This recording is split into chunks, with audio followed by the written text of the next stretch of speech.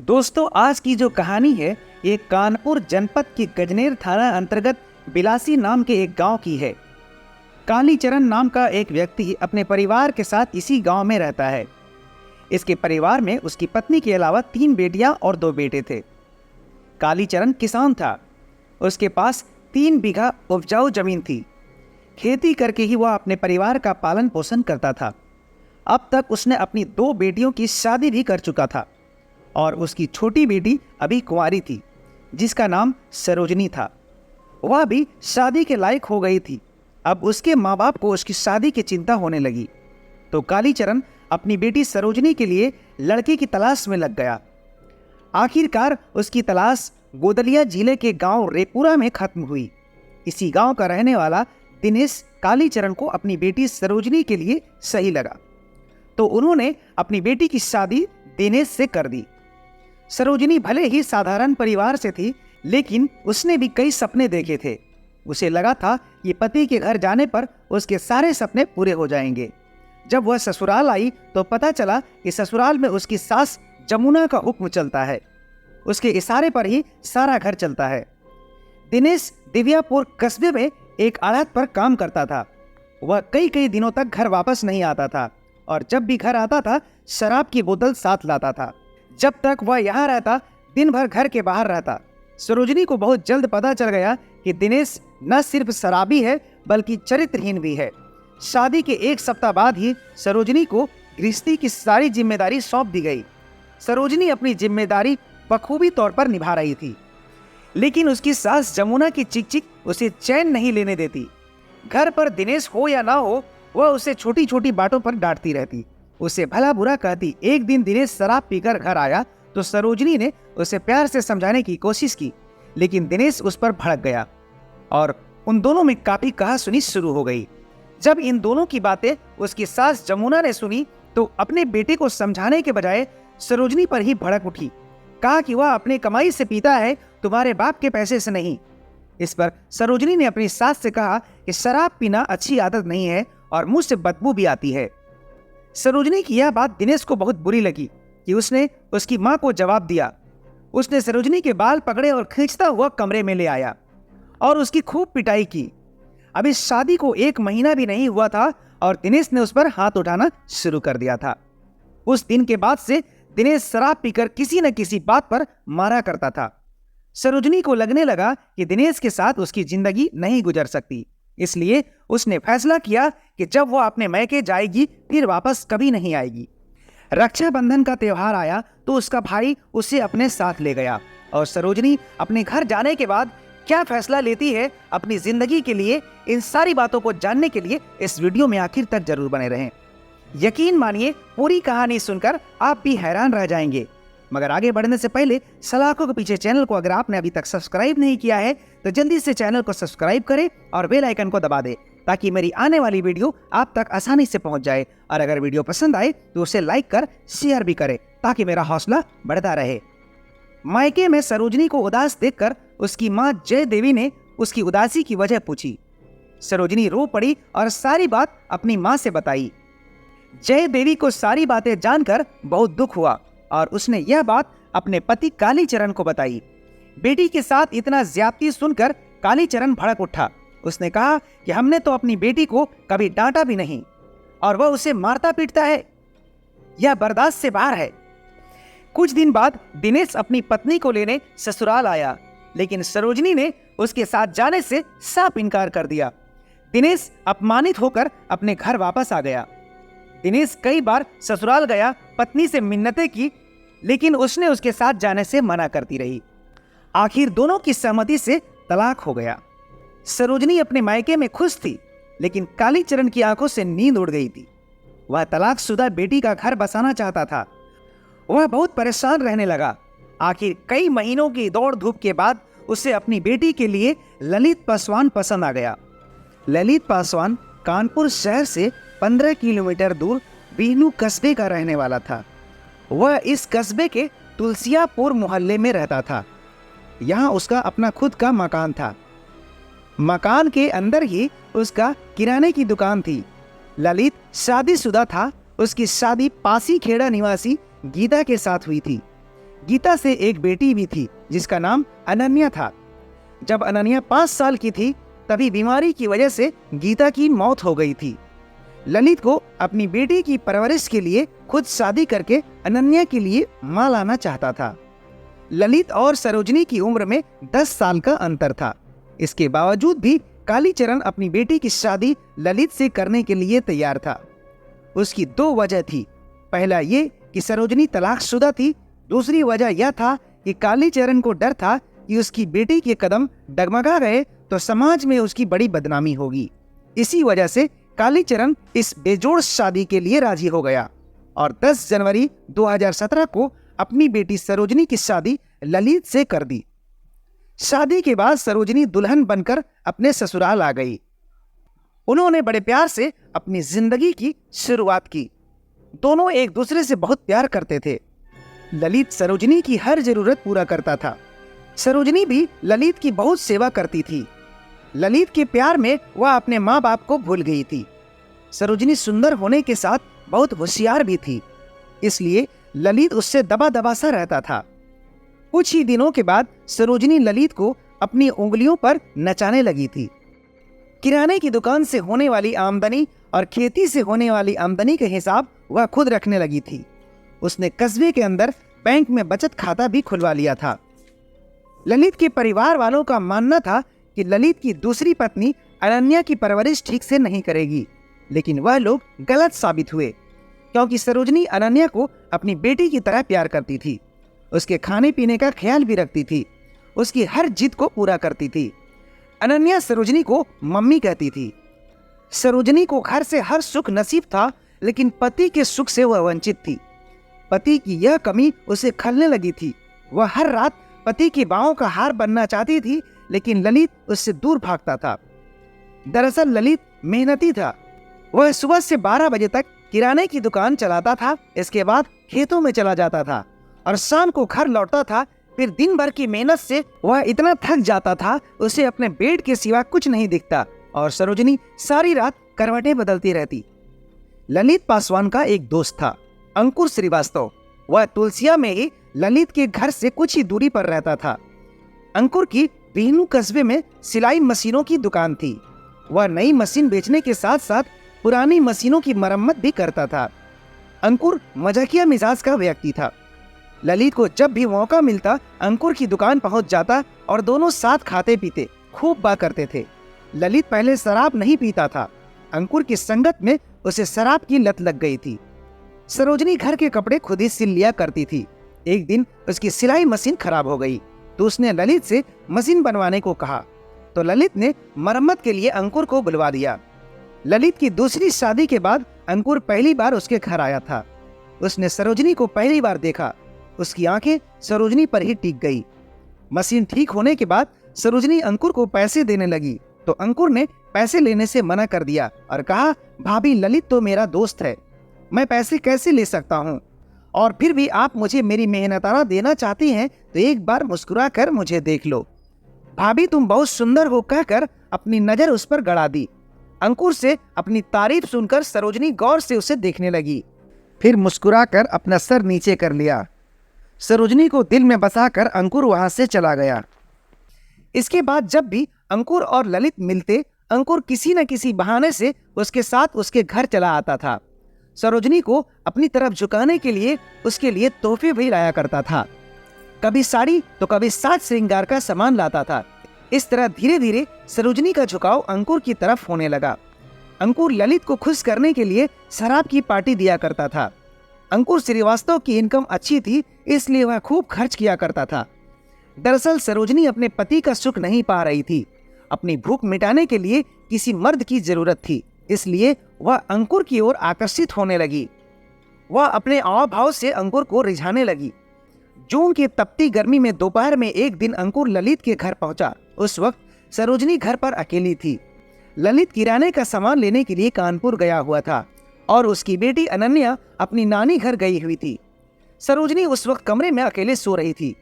गर्मी ज्यादा होने की वजह से वह सिर्फ पेटीकोट और ब्लाउज में सोई हुई थी। इधर अंकुर आसपास सन्नाटा देखा तो ललित के घर पहुंच गया। उसका कमरा बंद था, लेकिन खिड़की खुली थी। अंकुर ने खिड़की से कमरे में झांका तो अस्त व्यस्त कपड़े में सो रही सरोजनी को देखकर वह बेकाबू हो गया। उसने दरवाजा खटखटाया तो सरोजनी की आंख खुल गई। दरवाजा खोला तो सामने अंकुर मन ही मन में मुस्कुरा रहा था। उसे देखकर सरोजनी शर्मा गई और बेड पे रखे साड़ी उठाकर अपने तन को ढकने लगी। तभी अंकुर उसकी साड़ी हाथ से लेकर फेंक दिया और दरवाजा अंदर से बंद कर दिया।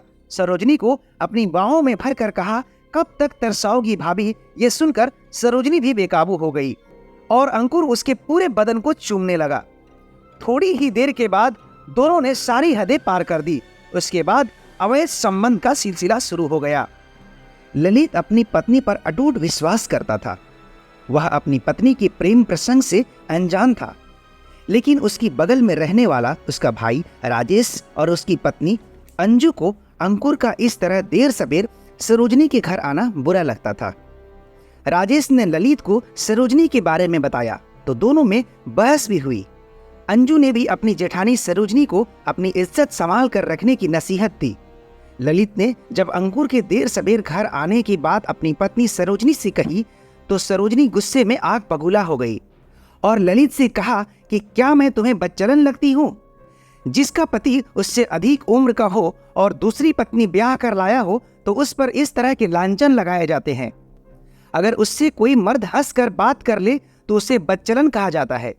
सरोजनी ने इतना ही नहीं कहा बल्कि अपने देवर राजेश और देवरानी अंजू को आड़े हाथों लेते हुए बोली, वह तुम्हारे हंसती खेलती जिंदगी में आग लगाना चाहती है। वो तो चाहते ही नहीं थे कि तुम्हारी दूसरी शादी हो ताकि अनन्या की शादी के बाद घर और जमीन पर उनका कब्जा हो जाए। तुम दर दर की ठोकरें खाते फिरो। ललित को लगने लगा कि सरोजनी 16 आना सच कह रही है, इसलिए उसने पत्नी पर लगे बदचलनी के इल्जाम को दरगुजर कर दिया और अंकुर को लेकर दोनों भाइयों में अक्सर बहस होने लगी थी। कभी कभी दोनों में बहस इतनी बढ़ जाती कि मारपीट की नौबत आ जाती थी। अब सरोजनी और ललित के बीच चिकचिक शुरू हो गई थी। दोनों में हर बात में तू मैं होने लगी। कई दिनों तक दोनों में बातें भी नहीं होती थी। सरोजनी ने झूठी कहानी सुनाकर खुद को सती सावित्री तो साबित कर दिया था, लेकिन वो मन ही मन में बहुत डर गई थी। उसने अंकुर को भी ये जानकारी दे दी कि ललित को हम पर शक हो गया है। इसके बाद हम दोनों बहुत सावधानी के साथ मिलने लगे। अब अंकुर तभी मिलने जाता जब सरोजनी उसे फोन करके बुलाती थी। सरोजनी और अंकुर का प्रेम प्रसंग चल रहा था कि सरोजनी एक दूसरे युवक की ओर आकर्षित होने लगी। उस युवक का नाम राजू था। वह मोटर मैकेनिक था। उसकी दुकान मेन रोड पर थी। एक दिन वह पान मसाला लेने के लिए ललित की दुकान पर आया।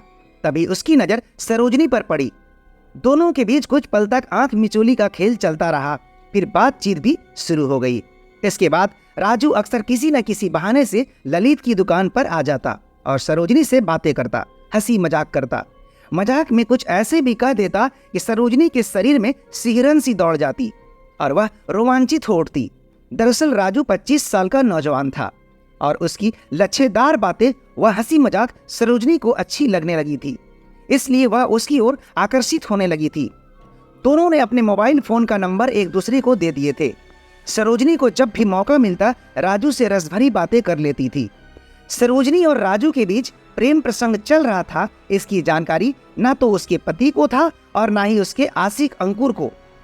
सरोजनी राजू से बात करने के बाद डिलीट कर दिया करती थी। एक बार उसकी सौतीली बेटी ने राजू से हंसते और खिलखिलाते देख लिया था। तब उसने सरोजनी से कहा, मम्मी राजू अंकल अच्छे इंसान नहीं है, उससे ज्यादा देर दुकान पर टिकने मत दिया करो, उससे इस तरह की बातें मत किया करो। लेकिन सरोजनी अनन्या की बातों को अनसुना करने के बाद राजू से नजदीकियां बढ़ाती रही। कहा जाता है कि एक बार राजू ने उसे घर से भाग जाने को भी कहा था, लेकिन सरोजनी ने मना कर दिया। इस तरह सरोजनी दो प्रेमी के बीच मजे लेती रही। 29 अक्टूबर 2022 को अनन्या के नानी घर पासीखेड़ा में बुद्धा देवी की पूजा थी। नानी ने अनन्या के साथ अपने दामाद को भी बुलाया था। ललित ने दुकान की जिम्मेदारी सरोजनी को सौंपकर शाम को 4 बजे बेटी अनन्या को साथ लेकर अपनी पहली पत्नी के मायके पासीखेड़ा चला गया। पूजा में शामिल हुआ और रात को वहीं रुका। दूसरे दिन दोपहर में अनन्या को लेकर वापस आ गया। घर से कुछ ही दूरी पर गुटखा खाने के लिए रमेश की दुकान पर रुक गया और बेटी अनन्या को घर भेज दिया। अनन्या घर पहुंची तो दुकान बंद था। मुख्य द्वार पर जोर से धक्का दिया तो खुल गया। अनन्या घर के अंदर गई और मम्मी मम्मी कर पुकारने लगी, लेकिन कोई जवाब नहीं मिलने पर अनन्या आंगन से सटा एक कमरा था वहीं पहुंची तो कमरे का दरवाजा बाहर से बंद था। कुंडी खोलकर कमरे में गई तो उसके होश उड़ गए और वह जोर जोर से चिल्लाने लगी और तेजी से भागती हुई दुकान पर गई और घबराई हुई आवाज में बोली, पापा जल्दी घर चलो। मम्मी मम्मी ललित ने पूछा, क्या हुआ मम्मी को? मम्मी को किसी ने मार दिया, यह कहकर वह रोने लगी। ललित अनन्या को साथ लेकर भागता हुआ कमरे के अंदर गया तो उसने देखा चारपाई के नीचे खून से सनी सरोजनी की लाश पड़ी थी। यह देखकर ललित भभक पड़ा। ये बात कुछ ही देर में आग की तरह फैल गई। सब लोग ललित पासवान के घर में जुटने लगे। ललित ने फोन कर सरोजनी के माता पिता को सरोजनी की हत्या की जानकारी दी। फिर थाना बिदनू जा पहुंचा। थाने पर उस वक्त एसएचओ योगेश कुमार सिंह मौजूद थे। ललित ने उन्हें अपनी पत्नी सरोजनी की हत्या की खबर दी। एसएचओ योगेश कुमार सिंह ने आवश्यक पुलिस टीम को साथ लेकर फौरन रवाना हो गए। रवाना होने से पहले महिला की हत्या की खबर बाकी पुलिस अधिकारियों को भी दे दी। कुछ देर में पुलिस मौके पर पहुंच गई। उस वक्त ललित के घर में लोगों की भीड़ जमा थी। भीड़ को परे हटाते हुए योगेश कुमार कमरे में दाखिल हुए। उन्होंने बड़ी बारीकी से घटना स्थल का निरीक्षण किया। मृतिका सरोजनी की लाश चारपाई के नीचे पड़ी थी। उसकी हत्या किसी तेज धार वाले औजार से बड़ी बेरहमी से गला रेत कर की गई थी। चारपाई पर पड़ा बिस्तर खून से लथपथ था। चारपाई के चारों तरफ खून फैला हुआ था। देखने से ऐसा मालूम हो रहा था कि हत्यारे ने चारपाई पर ही हत्या की होगी और लाश को चारपाई के नीचे रख दिया। मृतिका का मोबाइल फोन गायब था। एसएचओ योगेश कुमार सिंह घटना स्थल का निरीक्षण कर ही रहे थे कि सूचना पाकर डीसीपी प्रमोद कुमार, एसपी तेजस स्वरूप सिंह तथा एसीपी विकास पांडे भी पहुंच गए। पुलिस की टीम ने फॉरेंसिक तथा डॉग स्काउट गाइड टीम को भी बुला लिया था। पुलिस अधिकारियों ने मौके वारदात का निरीक्षण किया तथा मृतिका के पति ललित पासवान से घटना के संबंध में पूछताछ की। पुलिस की टीम को बाथरूम से एक चाकू मिला। कत्ल के बाद कातिल ने खून से सने हाथ बाथरूम में धोए। जूतों के निशान भी पाए गए। चाकू को पुलिस की टीम ने सबूत के तौर पर सुरक्षित कर लिया। कमरे और बाथरूम से कई फिंगरप्रिंट्स भी लिए गए। पुलिस स्कैनिंग डॉग ने लाश को सूंघकर भागता हुआ शराब के अड्डे पर पहुंच गया। वहां वो चक्कर लगाता रहा, फिर वापस आ गया। पुलिस ने शराब के अड्डे के मालिक दिनेश गुप्ता से पूछताछ की और वहां लगे सीसीटीवी की फुटेज भी खंगाले। एक अजनबी ललित के घर पर घुसते नजर आया, लेकिन कैमरा दूर लगे होने की वजह से साफ तौर पर उसकी पहचान नहीं हो पाई। पुलिस ने 12 साल की ललित की बेटी अनन्या से भी पूछताछ की। अनन्या ने बताया कि बगल में रहने वाले उसके चाचा और चाची की मम्मी पापा से नहीं बनती थी। आए दिन झगड़ा हुआ करता था। बात मारपीट तक आ जाती थी। उसने यह भी बताया कि जब से सौतेली माँ सरोजनी ब्याह कर आई थी, वह लोग खुश नहीं थे। छोटी छोटी बात पर झगड़ा किया करते थे। उन्होंने बाबा को भी पापा के खिलाफ कर दिया था। थोड़े दिन पहले ही चाची ने मम्मी को कहा था, तुम्हारे घर पर दीपक जलाने वाला भी नहीं बचेगा, चाहे जितना बड़ा मकान बना लो। चाची ने एक बार मम्मी को मारा भी था। अनन्या ने शक जताया कि चाचा चाची ने ही मम्मी को मारा होगा। हालांकि पुलिस अफसरों ने ललित पासवान से पूछा तो उसने बताया कि हाँ, उसका उसके छोटे भाई राजेश से नहीं बनता था, लेकिन वह हत्यारा नहीं हो सकता।